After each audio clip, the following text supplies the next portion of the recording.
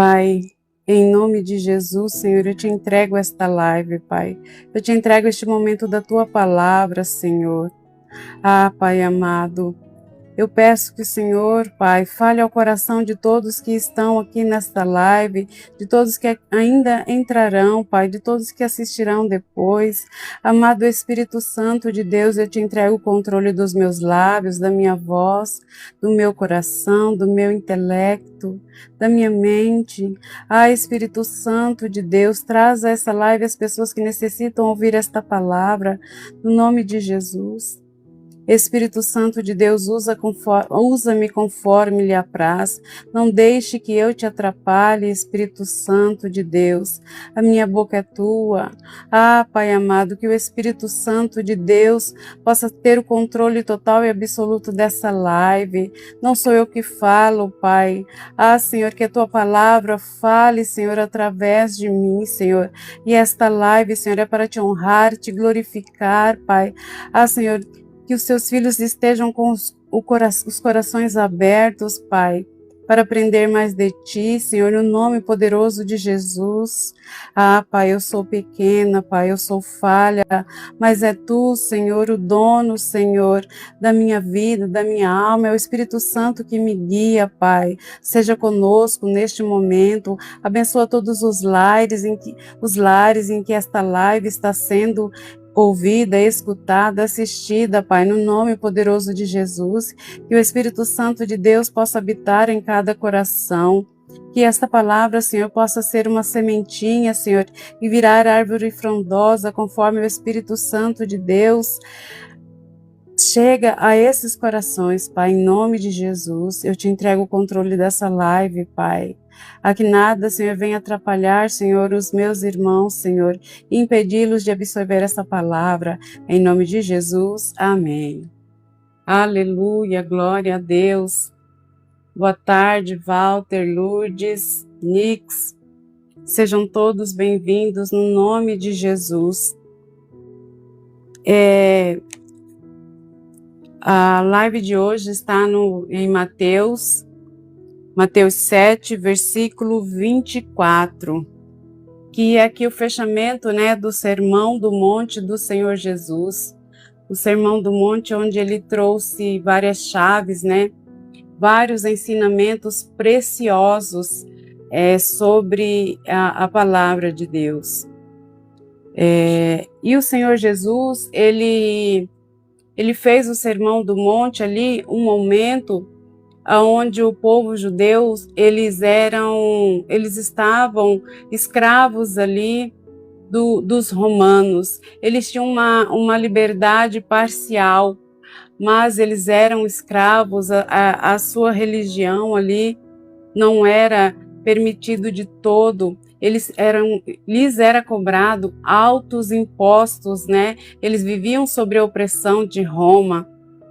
E o povo ali, o povo judeu, eles esperavam um Messias que iria salvá-los ali daquela opressão econômica, daquela opressão religiosa, pois os fariseus, eles eram judeus, mas eles oprimiam demais o povo. Eles oprimiam o povo da seguinte forma: eles declaravam que só eles, através dos seus atos de jejuns, das suas orações nas sinagogas, é que poderiam ser salvos. Também era cobrado do povo um alto imposto ali para que fosse dado ao templo de Deus. E, por outro lado, Roma também cobrava um alto imposto de todas as pessoas ali. Eles sofriam, então, uma opressão religiosa, eles sofriam uma opressão econômica, financeira, e eles esperavam um Messias que vinha libertá-los através da força, através da luta. Só que o Senhor Jesus, ele veio como um servo, ele veio para servir, ele não veio com guerreiros como todos esperavam.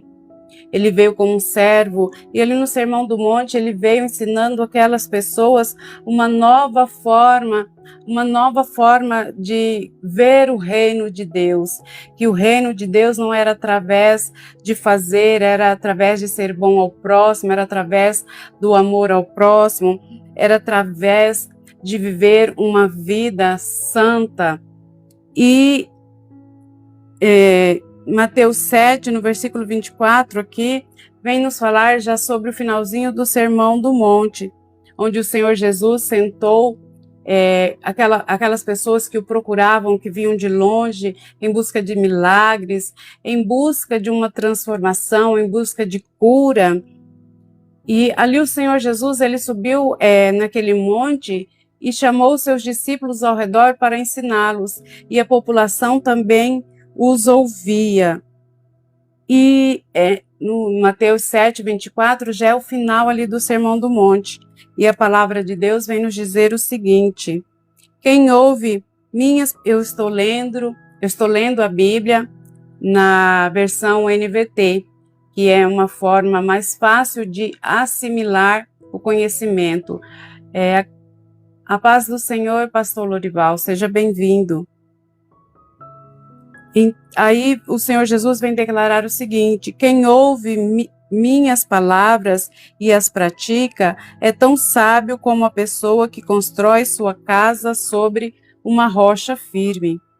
Quando vierem as chuvas e as inundações e os ventos castigarem a casa, ela não cairá, pois foi construída sobre rocha firme. Me desculpem. Mas quem ouve meu ensino e não o pratica é tão tolo como a pessoa que constrói sua casa sobre areia. Quando vierem as chuvas e as inundações e os ventos castigarem a casa, ela cairá com grande estrondo. Mas eu quero ler aqui para vocês na versão de... Essa é uma versão bem antiga, na versão de João Ferreira de Almeida, de 1990. Essas versões mais antigas, elas trazem um novo entendimento. E aqui no versículo 7, no capítulo 7 de 24, na João Ferreira de Almeida, vem declarar o seguinte: todo aquele, pois, que escuta estas minhas palavras e as pratica, todo aquele, pois, que escuta estas minhas palavras e as pratica, assemelhá-lo-ei ao homem prudente, que edificou a sua casa sobre a rocha. Na NVT, declara: quem ouve minhas palavras. Na João Ferreira de Almeida, é todo aquele que escuta estas minhas palavras. Então, quando o Senhor Jesus diz estas minhas palavras, ele está se referindo ao Sermão do Monte. Todo aquele, pois, que escuta estas minhas palavras e as pratica, assemelhá-lo-ei ao homem prudente, que edificou a sua casa sobre a rocha. E desceu a chuva, e correram rios, e assopraram ventos, e combateram aquela casa, e não caiu, porque estava edificada sobre a rocha. E aquele que ouve estas minhas palavras e não as cumpre, compará-lo-ei ao homem insensato, que edificou a casa sobre a areia. E quais são estas palavras que o Senhor Jesus está falando? A quais palavras ele se refere? Sobre a todo o ensino do Sermão do Monte, que iniciou-se ali no capítulo 5, sobre as bem-aventuranças, sobre nós sermos sal e luz na terra. O sal, ele dá sabor. A luz, ela ilumina nas trevas, o ensinamento sobre a ira, sobre a gente se irar, mas a gente não pecar, sobre a gente ter controle sobre as nossas emoções e não deixar que as nossas emoções nos dominem. O ensino sobre o adultério, onde na lei de Moisés, aquele que fosse pego em adultério, pegasse a sua esposa em adultério, tinha que dar a carta de divórcio a ela. Não, aquele que fosse pego em adultério seria apedrejado. E o Senhor Jesus vem declarando que aquele que em pensamento, já se imaginasse em adultério, já estaria pecando, já seria condenado. Porque nós devemos cuidar dos nossos pensamentos, das nossas emoções, porque nós pensamos no pecar, o pensamento desce para o coração e depois vai à ação. Porque antes de chegar à ação, você já pecou com a sua vontade, com o seu corpo, com o seu espírito. O ensino sobre o divórcio. Na lei de Moisés, o homem, quando ele decidisse se separar, ele tinha que dar uma carta de divórcio à sua esposa. E o Senhor Jesus vem nos dizer que não era para dar o divórcio para sua esposa. E os fariseus vêm confrontá-lo e dizê-lo assim: mas Moisés nos permitiu, e o Senhor Jesus declara: Moisés permitiu por causa da dureza do seu coração. Então o casamento ele é para sempre, ele é para ser preservado, o casamento ele é para ser honrado, não é para ser desfeito por qualquer obstáculo que venha em nossas vidas. Ele é para ser honrado, é para ser buscado pelo casamento e lutarmos por ele. E o ensino sobre a vingança. Me desculpem. Antigamente, a lei de Moisés era a lei de talião. Olho por olho, dente por dente, orelha por orelha, braço por braço. O Senhor Jesus vem nos dizer que nós não devemos nos vingar, nós devemos amar o nosso próximo, nós devemos dar o perdão ao nosso próximo. O Senhor Jesus nos ensina sobre o auxílio aos necessitados. O Senhor Jesus ele falou muito sobre o auxílio ao próximo, sobre cuidar dos órfãos, das viúvas, dos estrangeiros, que eram pessoas à margem da sociedade, eram pessoas que eram abandonadas para sofrer à margem da sociedade, que quando não tinha alguém por eles, eles eram abandonados e esquecidos. E o Senhor Jesus vem nos dizer que nós devemos amar o nosso próximo, não só através da palavra, mas também com ações, mas também que a nossa fé, além dela ser pautada em Deus, ela tem que ser uma fé ativa, uma fé através da ação, uma fé através da ajuda ao próximo, uma fé através da ajuda ao órfão, à viúva. O Senhor Jesus também trouxe os ensinos sobre a oração, que a nossa oração não tem que ser mecânica, que a nossa oração não tem que ser para que todos vejam e para que as pessoas digam que nós somos religiosos. Não, a nossa oração tem que ser no secreto, a nossa busca tem que ser através de um coração genuíno e rendido a Deus, ao Senhor Jesus. E o Senhor Jesus também nos ensina sobre a preocupação. Ele vem falando tudo isso àquelas pessoas que estão ali rodeadas à volta dele. E ele declara que nós, por mais que nos preocupemos, nós, por mais que pensemos que percamos o sono, que percamos a fome, nós não podemos fazer nada. E as nossas preocupações não podem acrescentar um dia a mais nas nossas vidas, não pode acrescentar um fio de cabelo. Nós não somos responsáveis por um fio de cabelo na nossa cabeça e a nossa preocupação não vai dar mais saúde, não vai dar mais alegria. Muito pelo contrário, ela vai tirar o vigor da nossa vida, ela vai nos afundar no mundo de escuridão, porque a preocupação ela adoece, ela traz a depressão. E também o Senhor Jesus vem nos ensinar sobre o nosso julgamento aos outros, que nós não devemos julgar ao nosso semelhante.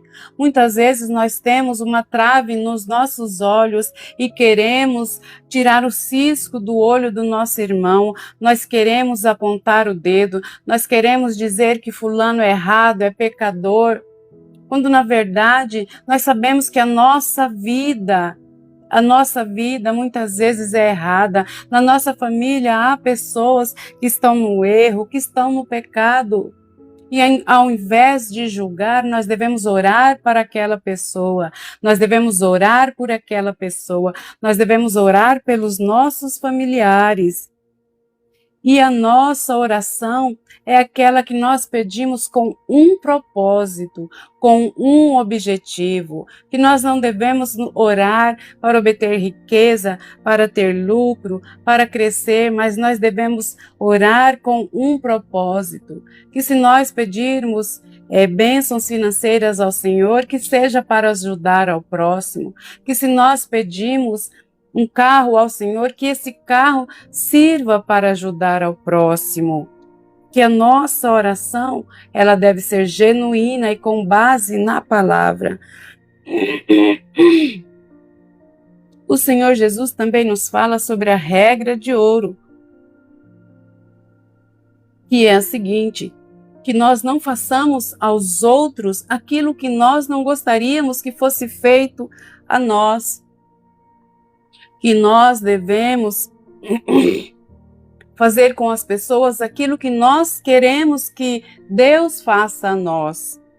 Que nós não devemos ter dois pesos e duas medidas, desejar o mal ao próximo e querer o bem para nós. Não.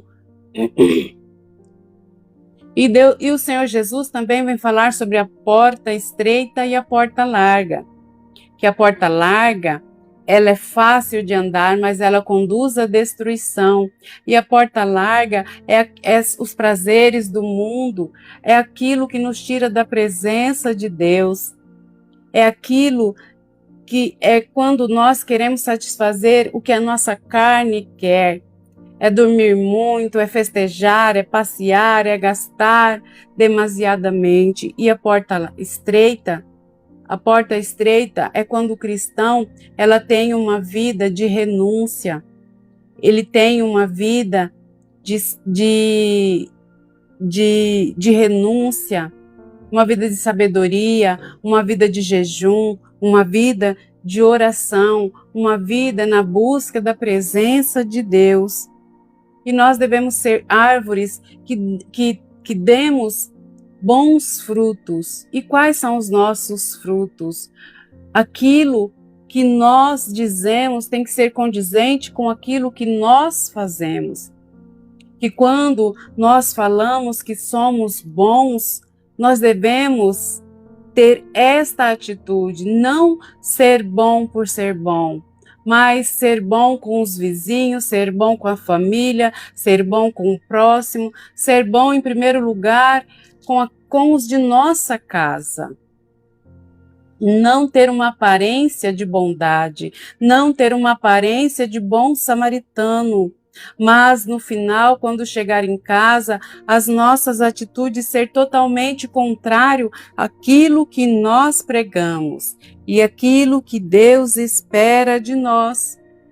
E nós devemos ser verdadeiros discípulos, termos cuidados com falsos profetas, não pregar somente com o intuito e com o objetivo de arrecadar dinheiro, de ter muitos seguidores. Não. Nós devemos ser discípulos de Jesus, fazer o ID do Senhor, levar o evangelho do Senhor.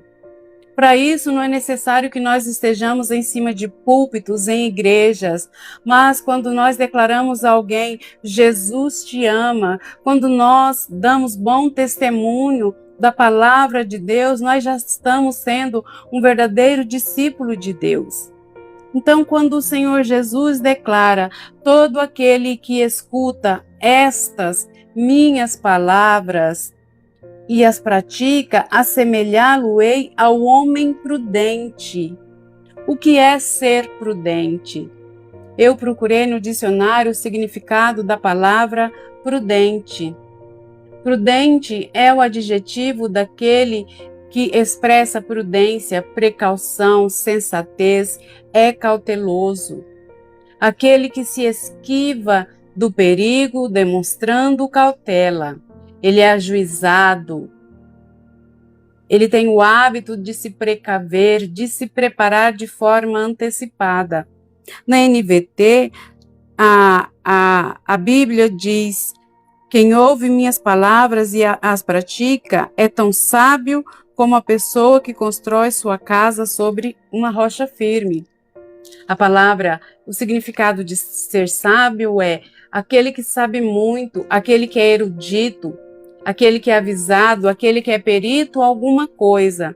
Então, vocês veem que sabedoria é diferente de prudência e muitas vezes muda todo o contexto da palavra.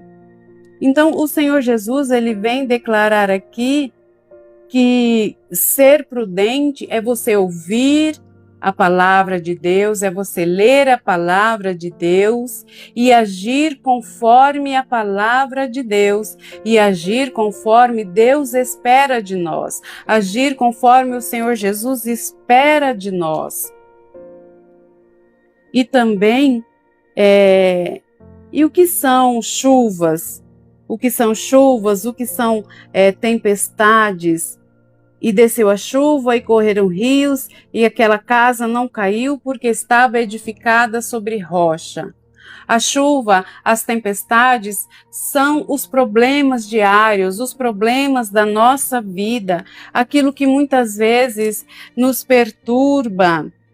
São problemas, são doenças, são dificuldades financeiras. Quando nós estamos pautados na palavra, quando nós ouvimos a palavra de Deus e estamos alicerçados na rocha firme, que é o Senhor Jesus. Porque a palavra de Deus nos diz que o Senhor Jesus, ele é a rocha firme ao qual nós apoiamos os nossos pés. Nós passamos por tudo isso. Isso não quer dizer que nós não teremos problemas, não. A palavra de Deus nos diz: no mundo tereis aflições, mas tende bom ânimo. Eu venci o mundo. Então, quando nós somos pautados na palavra, nos ensinamentos do Senhor Jesus, igual eu disse a vocês e venho declarando há dias aqui através do Sermão do Monte. No Sermão do Monte, o Senhor Jesus traz chaves sobrenaturais, chaves imensas sobre o nosso proceder, sobre o nosso agir como cristãos, como verdadeiros filhos de Deus. E se nós praticarmos, se na Bíblia toda nós praticarmos só o que está descrito no Sermão do Monte, nós já estaremos no caminho que Deus quer que nós estejamos. Nós já seremos sábios, prudentes, santos, agiremos conforme aquilo que o Senhor Jesus espera. E eu fiz algumas pesquisas aqui sobre você ser prudente. Então, a palavra prudente, ela provém do latim prudentes, que também pode ser sábio, cauteloso, e ela é derivada do verbo providere, que significa prever, prover. Então, a palavra prudência, ela está intimamente ligada com o ato de você precaver, de você tomar decisões com base naquilo que você já sabe, com sabedoria. Então, no nosso cotidiano, existem várias maneiras de nós sermos prudentes, além de tudo que o Senhor Jesus colocou aqui no Sermão do Monte. Existem várias maneiras de nós agirmos com prudência, de nós sermos sábios perante ao Senhor. Então, nós devemos avaliar, tomar as nossas decisões com sabedoria, sem impulsividade, porque isso evitará que nós soframos muitos problemas. Então, uma pessoa prudente, ela é cautelosa ao falar, ela pensa antes de falar, ela pensa que antes do que ela falar, se a palavra dela vai magoar a pessoa que está ouvindo, se vai magoar um familiar, se vai magoar um amigo. Ela se preocupa com o coração do próximo. Então, ela evita problemas nas suas relações interpessoais, no seu casamento, entre irmãos, no convívio da igreja, no seu trabalho. Ela planeja o que ela vai fazer, ela planeja a sua vida financeira, ela planeja os obstáculos. A palavra de Deus nos diz qual é o homem que antes de construir uma casa não vê se o valor que ele tem é suficiente para que ele termine esta casa, para que ele não seja chamado de tolo pelos seus amigos e pelos seus familiares. Então, ser prudente financeiramente é gastar com sabedoria, é economizar, é investir. Eu preciso aprender muito a ser prudente com as minhas finanças. Durante muito tempo, eu sou convertida há pouco mais de 5 anos. E durante muito tempo, eu levei uma vida financeira desregrada. E eu até hoje pago preço por isso. Então, nós devemos ter prudência nas relações interpessoais, no trabalho, porque isso faz com que a gente se preocupe, além dos nossos colegas do trabalho, com os nossos clientes, com os nossos chefes.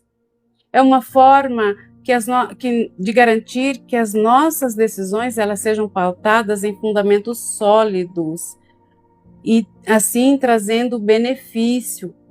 Então, a prudência ela faz com que nós avaliemos os riscos antes de agir.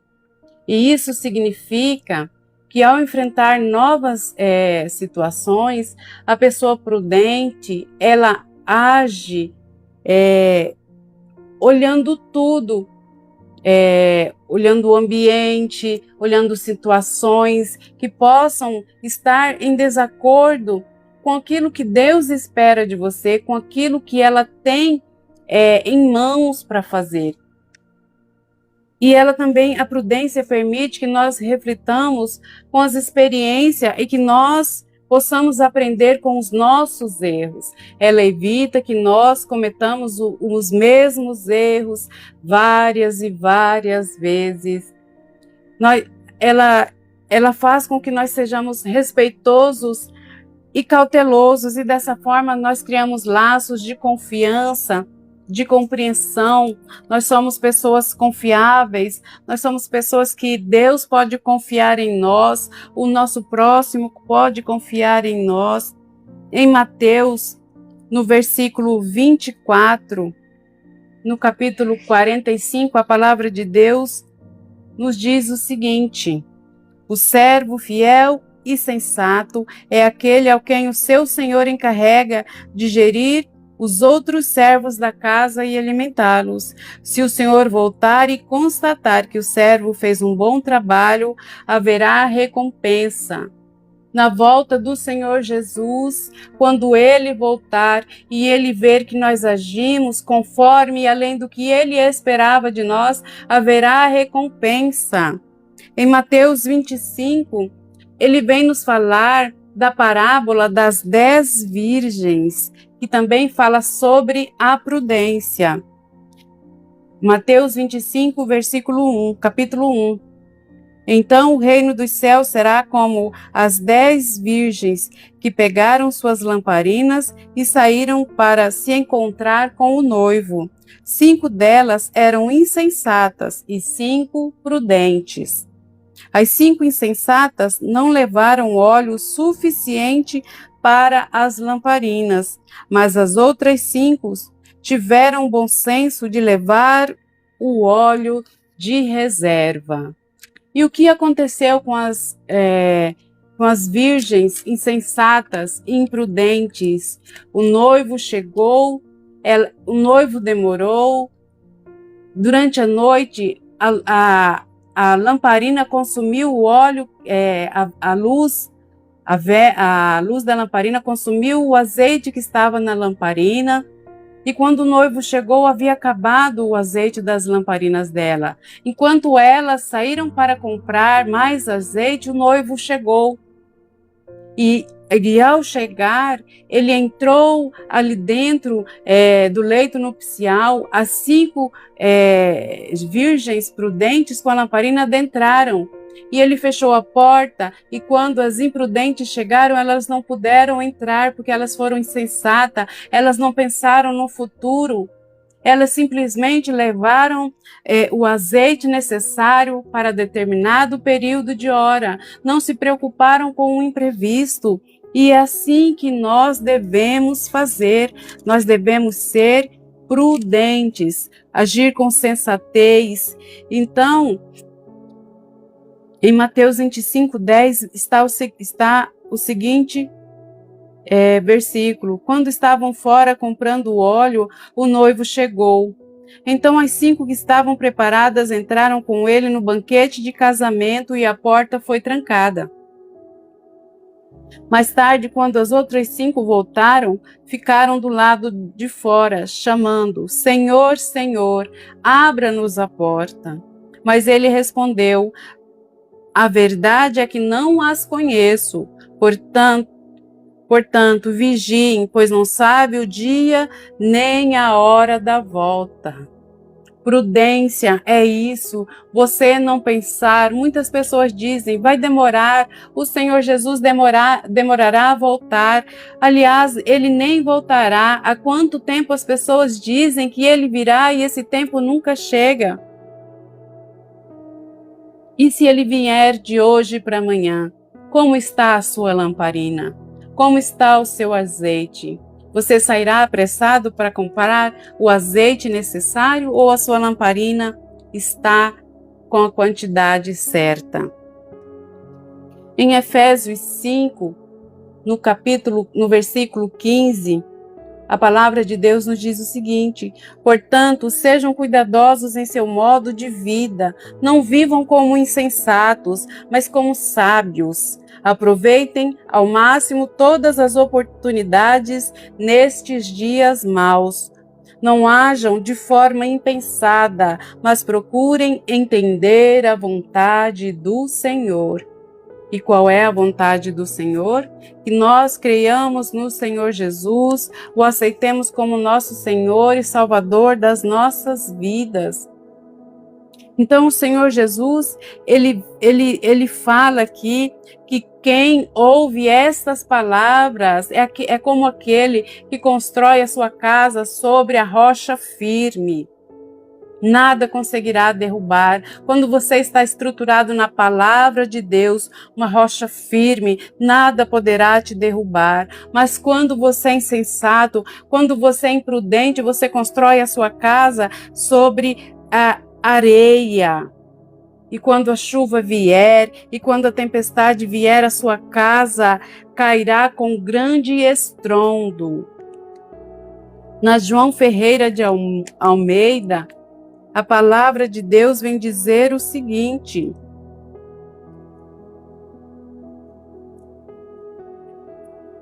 e desceu a chuva, e correram rios, e assopraram ventos, e combateram aquela casa, e caiu, e foi grande a sua queda. Foi grande a sua queda. Em Deuteronômio, o Senhor Jesus vem nos declarar, Deus vem nos declarar sobre a gente escolher entre a vida e a morte. Quando nós somos prudentes, nós sabemos escolher. Shalom, é a paz do Senhor, Andressa, bem-vinda. Em Deuteronômio 30, no capítulo 19, a palavra de Deus nos diz o seguinte: hoje lhes dei a escolha entre a vida e a morte, entre bênçãos e maldições. Agora chamo os céus e a terra como testemunhas da escolha que fizerem. Escolham a vida para que vocês e seus filhos vivam. Façam isso amando, obedecendo e apegando-se fielmente ao Senhor, pois Ele é sua vida. Se vocês o amarem e lhe obedecerem, ele lhes dará vida longa na terra, que o Senhor jurou dar a seus antepassados, Abraão, Isaque e Jacó. Então aqui Moisés vem falando, logo após de falar aqui sobre, em Deuteronômio 28, ele fala sobre as bênçãos e as maldições que virão sobre aqueles que obedecerem, sobre as bênçãos que virão sobre os que obedecerem a palavra de Deus e sobre as maldições que virão sobre os que desobedecerem. Ele chama os céus como testemunha daquele povo e declara: vocês têm a opção de escolher, mas saibam que da escolha de vocês depende a sua vida e a sua morte. Então, da mesma forma, o Senhor Jesus aqui, após proferir o Sermão do Monte, ele fala da mesma forma com as pessoas. Aqueles que ouvem tudo que eu ensinei até agora, suponhamos que esse sermão tenha demorado 1 dia, 2 dias, ele ali falando àquela pessoa. Tudo que eu ensinei vocês até agora, se vocês escolherem por aprender, por seguir a palavra de Deus, vocês terão vida. A casa de vocês estará na rocha. Vocês serão prudentes, vocês serão sábios, vocês terão vida e vida abundante. E ali, após o Senhor Jesus falar todas essas palavras, houve uma grande reação. Aquela multidão ficou maravilhada sobre todo aquele ensino que o Senhor Jesus tinha falado a eles, porque eles nunca tinham ouvido falar do reino dos céus daquela forma. Ninguém nunca tinha ensinado eles daquela maneira, porque ele não falava como os fariseus, como os escribas, como os mestres da lei. Não, o Senhor Jesus falava com... Ai, me desculpem. Então, o Senhor Jesus, ele não falava como os mestres da lei. Ele falava com autoridade. Aqui no versículo 28, vem dizer o seguinte na João Ferreira de Almeida: e aconteceu que, concluindo Jesus este discurso, a multidão se admirou da sua doutrina, porquanto os ensinava como tendo autoridade e não como os escribas. Porque os escribas, os mestres da lei, eles conheciam muito sobre a lei de estudar, mas eles conheciam ao pé da letra. Eles não conheciam, eles não tinham relacionamento com Deus. Eles tinham uma aparência de religiosos, de sábios, mas eles se atinham à lei, não se preocupavam com os órfãos, com as viúvas, eles só se preocupavam em arrecadar dinheiro para o templo, eles não se preocupavam com os doentes. Não, eles estavam preocupados consigo mesmo. E o Senhor Jesus aqui vem nos ensinar a nos preocupar com o nosso próximo, a nos preocupar com o Pai, a nos preocupar com a nossa alma, com aqueles que estão à nossa volta. E isso causou grande comoção no meio daquele povo. E o Senhor Jesus, mais uma vez, foi admirado. Mais uma vez, as pessoas sabiam que ele tinha autoridade. E o Senhor Jesus, ele era rabino, ele era também um mestre da lei. Ele estudou muito, começou a estudar cedo. Mas, além de tudo, ele tinha o Espírito Santo de Deus ali com ele. Ele era Filho de Deus, que veio para nos trazer vida e vida abundante. Eu espero que esta palavra tenha te auxiliado. Eu agradeço a presença de todos. Vamos orar para nós encerrarmos esta live. Pai, em nome de Jesus, Senhor, eu te agradeço, Pai, por todo este ensinamento que o Senhor, me ensinou, que o Senhor nos ensinou, Pai, porque a tua palavra, Senhor, ela, Senhor, é semelhante a uma espada de 2 gumes, Senhor, está apta a dividir, Senhor, alma e espírito, Senhor. Ah, Pai, Tu és um Deus de amor, um Deus de bondade, porque quando eu ensino, Pai, mais eu aprendo, Senhor. Obrigada pelas Tuas revelações, Pai. Obrigada pelo Teu amor, Senhor. Obrigada, Pai amado, Pai querido, por cada pessoa que o Senhor trouxe aqui, Pai. Abençoa a vida de cada um, Senhor. Que as Tuas bênçãos celestiais que enriquecem, não acrescentam dores, sejam derramadas, Pai, na vida de cada um, Senhor. De cada um que esteve aqui, de cada um que ainda assistiu, Pai. No nome poderoso de Jesus, Pai. Ah, Espírito Santo de Deus, vá de encontro a cada coração. Dê o descanso necessário neste fim de dia, Pai. No nome de Jesus, Senhor, seja o sustento, seja o alento, Senhor Jesus, a cada alma que anseia pela Tua presença, Pai. No nome poderoso de Jesus. Ah, Senhor, eu já te agradeço pelas Tuas maravilhas. Eu te agradeço, Espírito Santo de Deus, por ter me usado. Ah, Pai, a Te honra, glória, louvor e exaltação. No nome de Jesus, Pai. Ah, Senhor, eu não sou nada sem Ti, Espírito Santo de Deus. Louvado e exaltado seja o santo nome do Senhor Jesus. Amém. Glória a Deus. Obrigada por ter me dado o privilégio da Tua presença. Obrigada por me acompanhar diariamente. Fiquem todos com a paz do Senhor, no nome de Jesus. Amém. Glória a Deus. Um bom descanso.